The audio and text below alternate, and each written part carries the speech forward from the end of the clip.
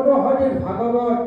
দুজন বৈষ্ণৱৰ মূৰত লৈ লগতে গোপাল গোপিনী সমূহে ইয়াত প্ৰদক্ষিণ কৰি আকৌ নিৰ্দিষ্ট স্থানত আপোনাৰ চৰণৰ আপোনাৰ বস্তু আকৌ আগবঢ়াইছে। ইয়াত যেনেধৰণৰ আপোনাক আদৰি নিয়ে, যেনেধৰণৰ পাঠ কৰি যেনেধৰণৰ আনি জেগাত থ'বলৈ তেনেধৰণৰ কৰিব নিয়ে অভ্যাস নাছিল কৰা হৈছে। ইয়াত আসনে বসনে বাক্য বচনৰ সুৰ লৈ নানান ভুল কৰিছে, সৰ্ব ভুলখিনি মাৰ্জনা কৰি এই মূৰত লোৱা কেইজনৰ আৰু গুৰুটা লগতে সমূহ গাঁৱৰ বালক বালিকা গোপাল গোপিনী